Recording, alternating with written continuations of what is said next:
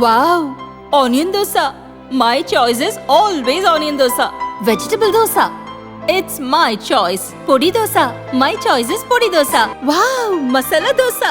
It's always my choice. Dosa வகைகளில் ஒவ்வொருவருக்கும் ஒவ்வொரு சாய்ஸ் இருக்கலாம், ஆனால் எல்லா வகை தோசைகளுக்கும் ஒரே சாய்ஸ் இதயம். ஏஐ வந்து இட்ஸ் ஆல்மோஸ்ட் லைக் ஒரு ஹியூமன் மாதிரி தான் மேடம். சின்ன சின்ன கண்கள் சிரிக்கிறதோ, கருவறை மீண்டும் மணக்கிறதோ. ஸோ இதை வந்து நம்மளுடைய டைம்லெஸ் வாய்ஸ் மாடலில் போட்டு எடுத்ததுக்கப்புறம் உண்மை சின்ன சின்ன கண்கள் சிரிக்கிறதோ, கருவறை மீண்டும் மணக்கிறதோ. ஏஐ டெக்னாலஜி வந்து நம்ம லால் சலாம்ன்ற படத்தில் பாம்பா பக்கியா சாருக்கு தான் பண்ணோம். ஸோ அதுக்கப்புறம் அதை கேட்டுட்டு நமக்கு யுவன் சார் டீம்லேருந்து இந்த கான்டாக்ட் பண்ணாங்க. இந்த மாதிரி வந்து பவதானி மேடம் வாய்ஸ் மாடல் பண்ணணும். தினமலர் வியூவர்ஸ் எல்லாருக்கும் ஒரு ஹலோ வணக்கம். இன்னைக்கு நம்ம கூட பேச போறவங்களை பத்தி சொல்லணும்னா ஒரு பெக்யூலரான ஒரு பர்சன் அப்படின்னு சொல்லலாம். ஏஐ மூலமா கோட் படத்துல விஜய் பாடிய சின்ன சின்ன கண்கள் இந்த பாடல் மூலமா இறந்து போன பவதாரணியை மீண்டும் உயிர்ப்பிச்சு கொடுத்துருக்காங்க. இந்த பாடல் எப்படி வந்துச்சு அப்படிங்கிறத பத்தி, இதோட சவுண்டு தயாரிப்பாளர்னு சொல்றதா, சவுண்டு பொறியாளர் சொல்றதா, இப்படின்னு நிறைய விஷயங்களை இவரை பத்தி சொல்ல முடியும். கிருஷ்ண சேட்டன் அவங்க கிட்ட தான் பேச போறோம். வாங்க, இதோடைய பாதிப்புகள் என்ன, இதோட பிளஸ் என்ன, இது எதிர்காலத்துல என்னெல்லாம் ஏஐ மூலமா நடக்கும், சாத்தியம் என்ன அப்படிங்கறத பத்தி எல்லாம் நிறைய விஷயங்கள் பேசலாம். வாங்க. வணக்கம் சார். வணக்கம் மேடம். தினமலர் வியூவர்ஸ்க்கு வணக்கம். உங்களை பத்தி முதல்ல எங்களுக்கு சொல்லுங்க, எப்படி உங்க கரியர் ஆரம்பிச்சிச்சு, அதுல இருந்து நம்ம போலாம். So I am third generation musician madam. நான் மியூசிஷியன், அப்பா மியூசிஷியன், தாத்தா மியூசிஷியன். ஓ, தாத்தா பேர் என்ன? அனிருத்ரா. அவர் வந்து லைட் மியூசிக் ட்ரூப் வச்சிருந்தாரு. எந்த ஊர்ல சார்? சென்னை தான். சென்னை தான். அப்பா வந்து ராஜ்கோட்டி அப்படின்னு மியூசிக் டேரக்டர்ஸ் கிட்டலாம் சென்னையில் ஒர்க் பண்ணியிருந்தாரு. ஓகே. ஸோ அப்பா ராமன் சார் அவங்களாம் பேண்ட்மேட்ஸ். ஸோ அதுக்கப்புறம் நான் வந்து சின்ன வயசுலேருந்தே பியானோ கற்றுக்கிறேன். அதுக்கப்புறம் ஆடியோ இன்ஜினியரிங் படிச்சிருக்கேன். ஓகே. அதுக்கப்புறம் வந்து மியூசிக் ப்ரோக்ராமிங் அதெல்லாம் பண்ணிவிட்டு பல மியூசிக் டேரக்டர்ஸ் கிட்ட ஒர்க் பண்ணிவிட்டு அதுக்கப்புறம் ஏ ரமன் சார் டீமில் வந்து 2005 ஜாயின் பண்ணுறேன். ஸோ அப்போத்துலேருந்து Rang De Basanti my first movie. ஓ. ஸோ அப்போத்துலேருந்து இப்போ PS2 வரைக்கும் எல்லா மூவிஸும் ஆல்மோஸ்ட் எல்லா மூவிஸும் ஒர்க் பண்ணியிருக்கேன். உங்களது வந்து மியூசிக் பேக்ட்ராப்பில் உங்களோட ஒர்க் இருந்தால் கூட சவுண்டு சைடு வந்துருமா, இல்லை வந்து பாடல் சைடு வருமா உங்களோட ஒர்க் பொதுவாக ஜென்ரலி? பாடல் சைடில் தான் நம்ம ஒர்க் பண்ணிருக்கோம். ஸோ சாங் மிக்சிங் இன்ஜினியர் பண்ணுவோம். லைக் ஜென்ரலி ஸோ இந்த சாங் ஸ்டீரியோ மிக்சஸ்ன்னு சொல்லுவாங்க. So film mix engineer separate, அவங்க வந்து படத்துக்கு மிக்ஸ் பண்ணுறாங்க. நம்ம வந்து வெறும் பாடல் மிக்ஸ் பண்ணுறோம், சாங் ஸ்டீரியோ மிக்ஸ். ஸோ அதுதான் நம்ம மெயினாக பண்ணிட்டு இருந்தேன். இப்போ அந்த சின்ன சின்ன கண்கள் அந்த பாட்டு வந்து எப்படி உங்களுக்கு இந்த மாதிரி ஒரு ஐடியா வந்துச்சு? ப்ரொடக்ஷன் சைட்லேருந்து சொன்னாங்களா, இல்லை எப்படி சார் வந்து பவதாரணி குரலை எப்படி நீங்கள் கொண்டு வரணும்னு தோணுச்சு? ஸோ ஃபஸ்ட்டு இந்த ஏஐ டெக்னாலஜி வந்து நம்ம லால் சலாம்ன்ற படத்தில் பாம்பா பக்கியா சாருக்கு தான் பண்ணோம். ஸோ அதுக்கப்புறம் அதை கேட்டுட்டு நமக்கு யுவன் சார் டீம்லேருந்து இந்த கான்டாக்ட் பண்ணாங்க. இந்த மாதிரி வந்து பவதானி மேடம் வாய்ஸ் மாடல் பண்ணணும் கோட் ப்ராஜெக்ட்க்கு அப்படின்னு சொல்லி சொன்னாங்க. சரி சார், கண்டிப்பாக பண்ணலாம், நல்லா பண்ணலாம்னு சொல்லிட்டு எங்கள் ரிக்குவயர்மெண்ட்ஸ்லாம் அவங்கக்கிட்ட கம்யூனிகேட் பண்ணி அந்த அவங்களுடைய ரெக்கார்டிங்ஸ் அதெல்லாம் வாங்கி. எவ்வளோ டைம் எடுத்துட்டீங்க? ஒரு 3 to 5 days. அவ்வளோதான். Okay okay. வாய்ஸ் பட் முதல்ல அந்த கம்யூனிகேஷன்ஸ் அதெல்லாம் கொஞ்சம் டைம் இருக்குது. அவங்க அந்த டேட்டாலாம் கலெக்ட் பண்ணி கொடுக்கறதுக்கு நம்ம சைடில் நம்ம மாடல் பண்ணுறதுக்கு ஒரு 3 days. ஓகே. ஏஐ அப்படிங்கிறது எந்த வகையில் நம்ம யூஸ் பண்ணிக்க முடியும் சார்? டெக்னாலஜி படி எங்களுக்கு சொல்லுங்கள். ஸோ ஏஐ வந்து இட்ஸ் ஆல்மோஸ்ட் லைக் ஒரு ஹியூமன் மாதிரி தான் மேடம். அது வந்து கொஞ்சம் கொஞ்சமாக கற்றுக்குது. ஸோ நீங்கள் எது வேணால் அதுக்கு கற்றுக் கொடுக்கலாம். லைக் இட்ஸ் மெஷின் லேர்னிங் சொல்கிறோம். எப்படி ஒரு ஹியூமன் வந்து தப்பு செஞ்சு இது இது தப்பா இதுதான் சரியா அப்படின்னு எப்படி கற்றுக்கிறானோ, அந்த மாதிரி மெஷினுக்கும் வந்து ஒரு அதுக்கு தப்பு செஞ்சு எது சரி அப்படின்னு தெரிஞ்சுக்கிட்டு கற்றுக்கிற ஒரு என்விரான்மெண்ட் கிரியேட் பண்ணியிருக்காங்க. ஸோ அது இப்போ வந்து அது ஆடியோலயே நிறைய விஷயங்கள்ல யூஸ் பண்ணுறாங்க. ஃபிலிமில் ஓவரால் லைக் சிஜி ஃபீல்டில் யூஸ் பண்ணுறாங்க, 3D மாடல் ஃபீல்டில் யூஸ் பண்ணுறாங்க. எல்லாத்துலேயுமே வரும். What is the definition of AI? Artificial intelligence. So அது வந்து so it works under it's a sub category under deep learning. So basically எப்படின்னா it's layers of data. So நீங்கள் வந்து நீங்கள் எக்ஸல் ஷீட்டில் ஒரு காலம் இது பார்த்துருப்பீங்க. Imagine that in lakhs and it can connect all those data points in multiple different ways, just like our brain neurons. இப்போ நம்மளோட இண்டஸ்ட்ரியில மட்டும்தான் ஏ யூஸ் பண்றாங்களா இல்ல எல்லா இண்டஸ்ட்ரியும் ஆல்மோஸ்ட் யூஸ் பண்றாங்க? எல்லாத்துலயுமே யூஸ் பண்றாங்க. அப்படியா? ஓ, ஓகே ஓகே சார். இதோட பிளஸ் அண்ட் மைனஸ் என்ன சார்? ஃபியூச்சர்ல எப்படி இது செயல்படுத்த போகுது? ஏன்னா சில பேர் வந்து சொல்றாங்க ஏ வந்ததுனால ரொம்ப நிறைய பேருக்கு வேலை இருக்காது சொல்றாங்க. சில பேர் வந்து நிறைய பேட் விஷயங்களுக்குலாம் யூஸ் பண்ணக்கூடிய சான்சஸ் வரும்னு சொல்றாங்க. ஸோ உங்களோட ஆஸ்பெக்ட்ல எப்படி சொல்லுங்களேன். இது ஜென்ரலா எப்படி வரப்போகுதுன்னு நமக்கு தெரியல. பட் இந்த நம்ம வந்து ஃபிலிம் ஃபீல்டில் வந்து டெஃபினெட்லி ஆல் இந்த கிரியேட்டிவ் பீப்புள் எல்லாருக்குமே பயங்கரமா லைக் அவங்களுடைய ப்ரொடக்டிவிட்டியை பூஸ்ட் பண்றதுக்கு பயங்கரமா ஹெல்ப் ஆகுது. டெக்னீஷியன்ஸ் எல்லாருக்குமே வந்து அவங்க வேலைகளை சீக்கிரமா முடிக்கிறாங்க. இப்போ இந்த மாதிரி ஒரு வாய்ஸ் மாடல் இருக்கு. இப்போ அது ஒரு வாட்டி தான் இது வெளியே வருது. பட் என்னன்னா இந்த மாதிரி இந்த வாய்ஸ் மாடலை வந்து ஒரு அப்ரூவல் ப்ராசஸ்க்கு நிறைய கம்போசர்ஸ் இப்போ யூஸ் பண்ணிட்டு தான் இருக்காங்க. ஒரு வாய்ஸை போய் ரெக்கார்ட் பண்றதுக்கு முன்னாடி இதை போட்டு செக் பண்ணிட்டு இது ஒர்க் ஆகுதா அப்படின்னு பார்த்துட்டு அப்புறம் ஒரு கூப்பிடுறாங்க. ஏன்னா இதுக்கு முன்னாடி எல்லாம் வந்து ஒரு 4 பேர் 5 பேர் ரெக்கார்ட் பண்ணி பார்த்து டைரக்டர் ப்ரொடியூசர் எல்லாம் அவங்களுக்கு பிடிச்சக்கு அப்புறம் தான் அந்த வாய்ஸ் வெளியே வரும். நம்ம ஆடியன்ஸா ஒரு வாய்ஸ் தான் கேட்போம். அது பின்னாடி இருக்கிற 4 வாய்ஸ் என்னாச்சுன்னு யாருக்கும் தெரியாது.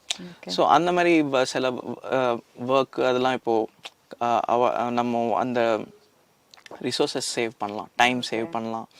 அண்ட் எல்லாருமே வந்து நீங்கள் ரெக்கார்ட் பண்ணி கேட்கறதுக்கு பதிலாக லைக் முன்னாடி கேட்டுட்டு அதுக்கப்புறம் ஃபைனல் வாய்ஸாக கூப்பிட்டு. ரீசெண்ட் டேஸ்ல என்னெல்லாம் பயன்படுத்திருக்காங்க ஏ மூலமா? லைக் சாங்ஸ் எஸ்பிபி கூட இறந்து போனாங்க. அந்த மாதிரி வேற யாராவது நம்ம கொண்டு வந்திருக்கோமா ஏ மூலமா? ஏதாச்சும் ஐடியா இருக்கா உங்களுக்கு? நம்ம கம்பெனியில் வெறும் பாம்பா சார் வாய்ஸும் ஷாகுல் ஹமீத் சார் வாய்ஸும் இப்போ பாவதானி மேம் 3 பேர் வரைக்கும் தான் பண்ணியிருக்கோம். இப்போ மனோபாலா விவேக் சார் கூட நீங்க ஒர்க் பண்றதா சொன்னாங்க. அது இப்போ இந்தியன் 2 ப்ராஜெக்ட் பண்ணியிருக்கோம். அதுல வந்து 2 பேரோட வாய்ஸும் செப்பரேட் மாடுலேஷன் செப்பரேட் கஷ்டம் இல்ல? ஆமா ஆமா. யூர் எக்ஸ்பிரஷன் அவருடைய வாய்ஸ் டோன் எல்லாமே கம்ப்ளீட்லி டிஃப்ரெண்ட். அதே மாதிரி மனோபாலா சார் வாய்ஸும் ஒரு கம்ப்ளீட்லி யூனிக்கான வாய்ஸ். என்னடா லைக் அவர் பேசுற விதமே ரொம்ப யூனிக்கா இருக்கும். ஸோ ஆக்சுவலி அது வந்து இதெல்லாம் ட்ரை பண்ணியிருக்காங்கன்னு நினைக்கிறேன். லைக் மிமிக்ரிலாம் ட்ரை பண்ணாங்க. பட் சரியா வரலன்னு சொல்லிட்டு இப்போ ஃபைனலாக ஏஐ தான். பட்ஜெட் வைஸ் ஏஐ மூலமா ஒர்க் பண்றது எந்த மாதிரி இருக்கும்? பெரிய இதுக்குன்னு தனியா ஒரு பட்ஜெட் வைக்கணுமா இல்ல நார்மலான ஒரு பட்ஜெட் தான் வரும்? ஓகே. உங்களோட எய்ம், உங்களோட ஃபியூச்சர் பிளான் என்ன? ஏஐ மூலமா இருந்தாலும் வேற என்னெல்லாம் நீங்க கொண்டு வரணும்னு நினைக்கிறீங்க? புதுசான விஷயங்கள் கொண்டு வரதுக்கு என்னெல்லாம்? இல்ல இந்த கம்பெனி பொறுத்த வரைக்கும் நாங்க என்ன நினைக்கிறோம்னா, இப்போ வந்து நிறைய பேர் இல்லீகலா யூஸ் பண்றாங்க இந்த வாய்ஸ். நீங்க பார்த்துருக்கீங்க. இதெல்லாம் வந்து ஒரு லீகலா ஒன்னு இருக்கு அப்படின்னா எல்லாரும் அதை யூஸ் பண்ணுவாங்க. ஸோ எல்லாமே லைக் பர்மிஷன் இல்லாம. இதுக்கு ஏதாவது லைசன்ஸ் மாதிரி எதுவும் இருக்கா இது மாதிரி ஒர்க் பண்றதுக்கு? எதுவும் ஜென்ரலி வந்து இதுக்கு வந்து காப்பிரைட் இல்லையா? ஒரு வாய்ஸ் டெக்ஸ்சர்ன்றது வந்து காப்பிரைட் கிடையாது. பட் அதுக்கு வந்து பப்ளிசிட்டி ரைட்னு இருக்கு. இப்போ எப்படி ஒரு படத்துக்கு ஒரு ஹீரோவுடைய ஃபேஸ் அவங்க வாய்ஸ் கொடுக்குறாங்களோ அந்த மாதிரி ஒரு வாய்ஸ் டெக்ஸ்சர் அதுவும் நீங்க வந்து ஒரு ஸ்டார் ஆனால் மட்டும்தான் அந்த பப்ளிசிட்டி ரைட்ஸ் வழங்கப்படுது. ஸோ அது வந்து generally when an actor or a singer signed for a film அவங்க வந்து அந்த ரைட்ஸ் அந்த ப்ரொடியூசருக்கு கொடுக்குறாங்க. ஸோ அந்த மாதிரி நம்ம எனிவேஸ் நம்ம ப்ரொடியூசருக்கு தான் நம்ம சர்வீஸ் ப்ரொவைட் பண்ணுறோம் அந்த ஒரு ப்ராஜெக்ட் ஸ்பெசிஃபிக்காக. ஸோ அந்த அந்த அந்த ப்ராஜெக்ட் முடிஞ்ச உடனே அது திருப்பி நம்ம மோஸ்ட்லி யூஸ் பண்ண மாட்டோம். கோட் சாங் உங்கள்கிட்ட கொடுத்தாங்களா இல்லை நீங்கள் வாய்ஸ் மட்டும் எடுத்துக்கோமே அவங்கள்ட்ட கொடுத்தீங்களா? நம்ம மாடல் தான் செப்பரேட்டா டேட்டா வாங்கி கிரியேட் பண்ணிடுவோம். அதுக்கப்புறம் இந்த சின்ன சின்ன கண்கள்ன்ற பாட்டை சார் செப்பரேட்டா கம்போஸ் பண்ணுவார். அதுக்கு வந்து வேற ஒரு சிங்கர் வந்து குரல் கொடுப்பாங்க, மாடுலேஷன் கொடுப்பாங்க, பவதானி மேடம் ஸ்டைல்ல பாடுவாங்க. அந்த ப்ராசஸ் பிடிச்ச உடனே அந்த வாய்ஸ் எல்லாம் சாருக்கு எல்லாம் பிடிச்சி அந்த மாடுலேஷன் எல்லாமே பிடிச்சக்கு அப்புறம் அதை அவங்க நம்ம கொடுப்பாங்க. அப்போ வந்து நம்ம வெறும் டெக்ஸ்சர் மாத்திரம் மாத்தி கொடுப்போம். இப்போ இந்த மாதிரி ஒரு பெரிய படம் உங்களால கவனிக்கப்படுது, மக்கள் எல்லாருக்கும் ஏன்ற தொழில்நுட்பம் தெரியுது. சின்ன சின்ன படங்களுக்குலாம் இது தேவைப்படுமா? கண்டிப்பா மேடம். இப்போ எந்த ஒரு ஹீரோவா இருந்தா கூட regional heroes can reach across the country R even world. இப்போ வந்து ஒரு தமிழ் ஹீரோ வந்து தெலுங்குல டப் பண்ணலாம். அந்த லாங்குவேஜ் அவருக்கு பேச தெரியலனாலும் அவர் குரல்லே வந்து அந்த ஆடியன்ஸை போய் ரீச் பண்ணலாம். மராட்டில ரீச் பண்ணலாம், ஒரியால ரீச் பண்ணலாம், எந்த கண்ட்ரி ஜப்பான் சைனா கூட ரீச் பண்ணலாம். லாங்குவேஜ் இஸ் நோ பேரியர் அப்படின்னு சொல்லிடலாம் ஏ வந்ததுக்கு அப்புறம். ஓகே. நீங்க தமிழ் மட்டும் ஒர்க் பண்றீங்களா? அதர் லாங்குவேஜஸ் ஒர்க் பண்றீங்களா? நாங்கள் ஒரு ப்ராஜெக்ட் வந்து மல்டி லாங்குவேஜ் ப்ராஜெக்ட் ஒர்க் பண்ணோம். அதில் வந்து அந்த ஹீரோ வெறும் ஒரு லாங்குவேஜில் தான் டப் பண்ணாரு. நம்ம மீதி லாங்குவேஜ்லாம் நம்ம பண்ணி கொடுத்தோம். ஓகே.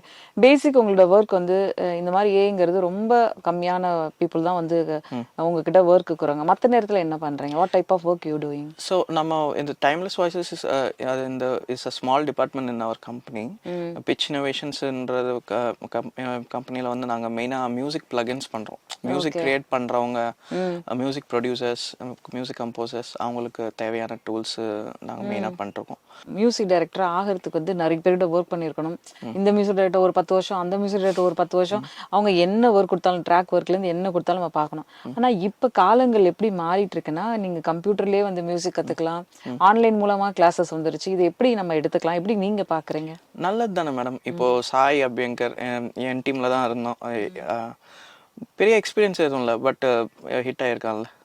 ஸோ எக்ஸ்பீரியன்ஸ் நல்லது தான் அது உங்களுக்கு. ஆனால் அதில் வந்து ஒரு கம்போசராக நீங்கள் கம்போஸ் பண்ணுறது கற்றுக்க முடியாது, அது ப்ராசஸ் கற்றுக்கலாம். அது கம்போஸ் பண்ண அப்புறத்துலேருந்து அது வந்து ஒரு மியூசிக் டைரக்டர், ஒவ்வொரு மியூசிக் டைரக்டர் அதை எப்படி கொண்டு போகிறாங்க. இங்கே இருக்கிற மியூசிக் பொறுத்த வரைக்கும் இங்கே என்னெல்லாம் கம்ஃபர்டபுள் இருக்குது, என்னெல்லாம் இன்னும் நமக்கு தேவை அப்படின்னு நீங்கள் நினைக்கிறீங்க? இப்போ என்னன்னா ஜென்ரல் இப்போ நம்ம கம்ப்யூட்டர் வச்சு தான் எல்லாரும் மியூசிக் பண்ணுறாங்க. ஸோ இப்போ என்னன்னா நம்ம கம்ப்யூட்டரில் நம்ம யூஸ் பண்ணுற டூல்ஸ் எல்லாமே வந்து யூஎஸ், ஜெர்மன் அவங்க பண்ண டூல்ஸ் வச்சு தான் இப்போ இந்தியன் மியூசிக் டைரக்டர்ஸும் பண்ணிட்டு இருக்காங்க. ஆனால் நம்ம இந்தியன் மியூசிக் அந்த மாதிரி கிடையாது, வெறும் நோட்ஸ் கிடையாது. ஒரு நோட்லேருந்து இன்னொரு நோட்டுக்கு எப்படி ட்ராவல் ஆகுதுன்றது தான் நம்ம மியூசிக்கே. அதுக்கேற்ற மாதிரி டூல்ஸ்கள், அதுக்கேற்ற மாதிரி நிறைய டெக்னாலஜிஸ் வரணும். வந்ததுனா தான் நம்மளுடைய இந்தியன் மியூசிக்கெல்லாம் கூட கம்ப்யூட்டரில் அழகாக அடுத்த ஜென்ரேஷன் அதிகமாக கொண்டு வர முடியும். இப்போ வந்து அதுக்கு அந்த அளவுக்கு ஈஸியான டூல்ஸ் இல்லை. நீங்கள் வந்து ஒரு இந்தியன் மியூசிக்லாம் பண்ணால் கொஞ்சம் கஷ்டப்பட்டுருக்கும், மெனக்கெடணும், ஈஸியாக பண்ண முடியாது. அதனால தான் எல்லா சாங்கும் வந்து ஈஸியாக வெஸ்டர்ன் போட்டுறாங்களே தவிர்த்து ஈஸியாக வந்து முடியலாம். பாருங்க, லைவ் ரெக்கார்டிங்ஸ்னு சொல்லிட்டு நிறைய வந்து ஊர்ல இருந்தெல்லாம் வர வச்சு புதுசான இன்ஸ்ட்ருமெண்ட்ஸ்லாம் வந்து நம்ம லைவே ரெக்கார்ட் பண்ணுவாங்க. ஆனா இப்போ அந்த மாதிரி லைவ் ரெக்கார்டிங் நடக்குதா? நடக்குது, தேவைப்படும் போது கண்டிப்பாக பண்ணுறாங்க. ஸோ அந்த தேவை இருக்கணும். Plus also everything is driven by what people want. எது ஹிட் ஆகுதுன்றதை பொறுத்து தான் எல்லாமே மார்க்கெட் நகருது, தேவைகளும் பிறக்குது, அதை பேஸ் பண்ணி தான். கிட்டத்தட்ட ராஜா சார் வந்து 1400 படங்கள் கிட்ட எழுதிட்டாங்க, மியூசிக் ஸ்கோர் பண்ணி. அவ்வளோ அழகா இந்த ஒரு பெரிய ஹிஸ்டரி கிரியேட் பண்ணி வச்சிருக்காங்க தமிழ் இண்டஸ்ட்ரி பொறுத்த வரைக்கும். இது எப்படி பாக்குறீங்க? அடுத்து வரக்கூடிய ஜென்ரேஷன் ஒரு 100, 150, 500 படங்களை தாண்டி ஒரு பெரிய அடுத்த ஒரு விஷயத்த கொண்டு வருவாங்களா? எப்படி இருக்கும் மேடம்? இப்போ என்ன இது எப்படி நான் பார்க்குறேன்னா, அன்னைக்கு ப்ராசஸ் வேற மாதிரி இருந்தது. இப்போ வந்து ரெடியாக 80 பேர் மியூசிஷியன்ஸ் இருப்பாங்க. ஒரு கம்போசர் வெறும் பேப்பரில் நோட்ஸ் எழுதி கொடுத்தா 80 பேர் டுகெதராக வாசிக்கிறாங்க. ஒரே சமயத்தில் நீங்கள் அந்த பாட்டை ரெக்கார்ட் பண்ணி முடிச்சிட முடியும். இன்னைக்கு அப்படி கிடையாது. அந்த 80 ட்ராக்கையும் ஒருத்தர் உட்காந்து கம்ப்யூட்டரில் வாசிக்கணும். நான் தான் ஃப்ளூட் வாசிக்கணும், நான் தான் கீபோர்டு வாசிக்கணும், நான் தான் பேஸ் வாசிக்கணும், நான் தான் ட்ரம்ஸ் வாசிக்கணும், நான் தான் ஸ்னேர் வாசிக்கணும், நான் தான் சிக்குலேருந்து எல்லாமே நான் தான் வாசிக்கணும். ஒவ்வொன்றும் நம்ம அந்த கம்ப்யூட்டரில் ப்ரோக்ராம் பண்ணுற மியூசிக் ப்ரொடியூசர்ஸ் ஆர் கம்போசர்ஸ் அவங்க தான் பண்ணுறாங்க. ஸோ இதனால டைம் அதிகமாகுது. அதில் என்ன அட்வான்டேஜ்னா, நீங்கள் வந்து இமீடியட்டாக முடிச்சிடலாம். பட் என்னன்னா அந்த பாட்டல் ரெக்கார்ட் பண்ணுற வரைக்கும் நீங்கள் வந்து அந்த பாடல் எப்படி வரும்னு கேட்க முடியாது. அந்த மியூசிக் பேப்பரை பார்த்து ஒரு ப்ரொடியூசரால் புரிஞ்சிக்க முடியாது. ஆனால் இப்போ வந்து அந்த பாடல் ரெக்கார்ட் பண்ணுறதுக்கு முன்னாடி ஒரு ப்ரோக்ராமர் அதை ரெடி பண்ணிடுறாரு கேட்குற மாதிரி. ஸோ அதனால ப்ரொடியூசர்ஸ், டேரக்டர்ஸ்லாம் அவர் கேட்டு புரிஞ்சுக்கிட்டு அதுக்கப்புறம் அது வந்து லைவ் போகிறாங்க. ஸோ இது ரெண்டுத்துக்கும் பயங்கர டிஃப்ரென்ஸ் இருக்கு. ஸோ அவங்க அச்சீவ் பண்ணதை வந்து டெஃபினெட்லி நெக்ஸ்ட் ஜென்ரேஷன் மேலே நம்ம வந்து அதை இது பண்ண புகுத்தக்கூடாது. ஏன்னா ப்ராசஸ் இஸ் சேஞ்ச். இதுதான் வந்து எல்லாரும் புரிஞ்சுக்க மாட்டேன்றாங்க. ஏன்னா அந்த புரிதல் இல்லாததுனால மக்களுடைய எக்ஸ்பெக்டேஷன்ஸ் எஸ்பெஷலி நம்ம சவுத்தில் ரொம்ப அதிகமாகவே இருக்குன்னு நான் நினைக்கிறேன். நீங்கள் எல்லா மியூசிக் டைரக்டர் கூட ஒர்க் பண்ணியிருக்கீங்க. ரஹ்மான் பற்றியோ, அனிருத் பற்றி, ராஜா சார் பற்றி ஃபியூ மியூசிக் டைரக்டர்ஸோட உங்களோட எக்ஸ்பீரியன்ஸ் எங்களுக்கு கொஞ்சம் ஷேர் பண்ண முடியுமா? நான் ப்ரைமர்லி ரஹ்மான் சார் கிட்ட தான் அதிகமாக ஒர்க் பண்ணேன். அதுக்கு முன்னாடி எஸ்.ஏ. ராஜ்குமார், டி ராஜேந்தர், அந்த மாதிரி சில மியூசிக் டைரக்டர்ஸ் கிட்ட ஒர்க் பண்ணியிருக்கேன். ஸோ ஒவ்வொருத்தரோட மியூசிக் ஒர்க் பேட்டர்ன் எப்படி இருக்கும்? ஸோ நீங்கள் கற்றுட்ட விஷயங்கள் என்ன? இப்போ அதான் ஒவ்வொருத்தருடைய ஸ்டைல் கண்டிப்பாக டிஃப்ரெண்ட். இப்போ இளையராஜா சார் நான் ரீசெண்டாக போய் மீட் பண்ணேன். ஏர்லி மார்னிங் போய் பார்த்தோம். அப்போ இன்னும் கம்போஸ் பண்ணிட்டு தான் இருக்காரு. அந்த மார்னிங் அவர் பார்த்தாலே வந்து அவர் ஏதோ ஒரு மியூசிக் மெடிடேஷனில் இருக்கிற மாதிரி இருக்கு. பக்கத்தில் இன்னும் புக்கெல்லாம் வச்சு கற்றுட்டு இருக்காரு, கிளாசிக்கல் நோட்ஸ்லாம் வச்சு. ஸோ பார்க்கும்போதே ரொம்ப இன்ஸ்பைரிங்காக இருந்தது. எங்க சாரும் அந்த மாதிரி தான். அவர் வந்து இந்த வயசுலயும் 55 வயசுலயும் வந்து 15 மணி நேரம் வேலை உட்கார்ந்தா கன்யூஸா 15 மணி நேரம் அவரால் வேலை செய்ய முடியும். நாங்கெல்லாம் வந்து பிரேக் எடுத்துட்டே இருப்போம், 1 மணி நேரம் 2 மணி நேரம். இந்த காலத்து பசங்க 2 மணி நேரம் கூட உட்கார மாட்டேன்றாங்க. அவர் உட்கார்ந்தாருன்னா 8 மணி நேரம் ஈஸியா ஒரு சேர்ல அப்படியே உட்காந்து வேலை செய்வார் கண்டிப்பா. ஸோ ஒவ்வொருத்தவங்க ஒவ்வொரு ஸ்டைல் அண்ட் அவங்களுடைய ப்ராசஸ் நீங்க கத்துக்கலாம். ஒரு கிட்ட வேலை செய்யும் போது அந்த டியூன் அது அவங்களுடைய இண்டிவிஜுவாலிட்டி தான். பட் அந்த டியூனை எப்படி கொண்டு வராங்க, எப்படி ஹேண்டில் பண்றாங்கன்றது ஒவ்வொருத்தரும் ஒவ்வொரு விதம் இருக்கும், ஒரு ஸ்டைல் இருக்கும். அதுதான் வந்து நீங்க வந்து ஒருத்தர் அடியில ஒர்க் பண்ணும்போது கத்துக்க முடியும். ரஹ்மான் சார் கூட ரொம்ப வருஷம் நீங்க பழகி இருக்கறனால கேக்குறேன், உங்க சன்னுக்கு எந்த இதுல இன்ட்ரெஸ்ட் இருக்கு? மியூசிக் கேரியர்ல வர போறாங்களா, இல்ல வந்து எப்படி அவங்களோட இன்ட்ரெஸ்ட் இருக்கு, ஏதாவது உங்களுக்கு ஐடியா இருக்கா? எனக்கு தெரிஞ்ச வரைக்கும் அமீன் மியூசிக்ல நல்ல இன்ட்ரெஸ்ட் இருக்கு அவருக்கு. And he has very good social skills. நிறைய லைக் அப்பாக்கு ஆர்கனைஸ் பண்றது அது எல்லாமே. ஸோ அவர் இப்போ அடுத்து என்ன பண்ணுவாருன்னு கண்டிப்பா நானும் வெயிட் பண்ணி பார்த்துட்டு இருக்கேன். ஃபாஸ்ட் நம்பர் சாங் எல்லாம் ஆன் டைமுக்கு தான் ஹிட் ஆகும், மெலடி சாங் தான் எப்பவுமே ஒரு லைஃப் இருக்கும் அப்படி சொல்லுவாங்க. ஸோ உங்களோட பாயிண்ட் ஆஃப் ஒப்பீனியன் என்ன அதுல? அது உண்மைதான். பட் இன்னைக்கு மார்க்கெட்ல என்ன தேவைப்படுதோ அதுதான் வந்து ஒரு கம்போசர் பண்ண முடியும். ஓகே. ஸோ அதுவும் ஒன்று இருக்கு. இன்னைக்கு வந்து ஸ்லோ சாங் ஹிட் ஆகுதா அப்படின்னு நீங்களே பாருங்க, ஒரு அனாலிசிஸ் பண்ணி பாருங்க, கடைசியா எந்த ஒரு ஸ்லோ சாங் ஹிட் ஆயிருக்குன்னு பாருங்க. அதனால தான் எல்லாரும் வந்து ஃபாஸ்ட் பண்றாங்க. சார் உங்களோட அடுத்த அப்டேட் என்ன சார்? What's your planning?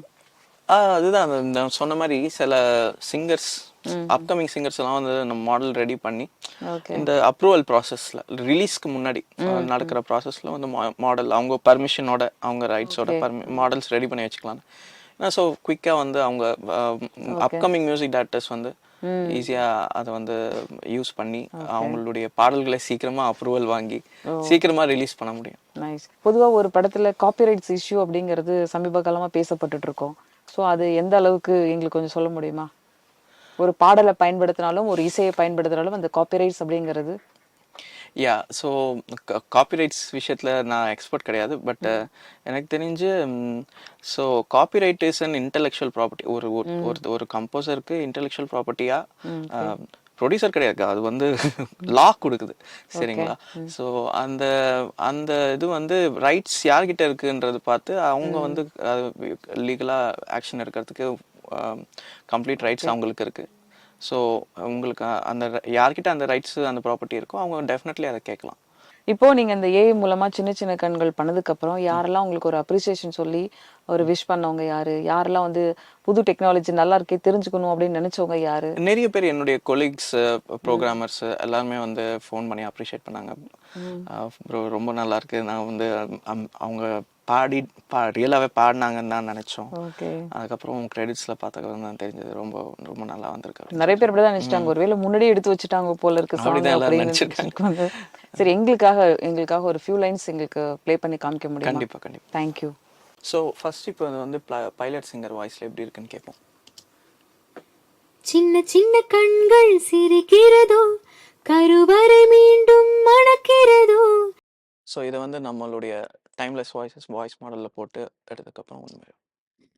சின்ன சின்ன கண்கள் சிரிக்கிறதோ, கருவறை மீண்டும் மணக்கிறதோ. சரி, இப்போ ஒரு சிங்கர் பாடினதை ஃபீட் பண்ணி வச்சிருக்கீங்க. இப்போ லைக் பவதாரணி பாடினது இந்த வாய்ஸ் இதுக்கு எப்படி பர்ஃபெக்டா மேட்ச் ஆச்சு அப்படின்னு கேக்குறேன் நான். இல்ல மேடம், அந்த ஒரிஜினல் பைலட் சிங்கர் பாடிட்டாங்க இல்லையா, அதை வந்து நாங்க எடுத்து வாய்ஸ் மாடலுக்கு இன்புட்டா கொடுப்போம். அந்த மாடலுக்கு வந்து தெரியும்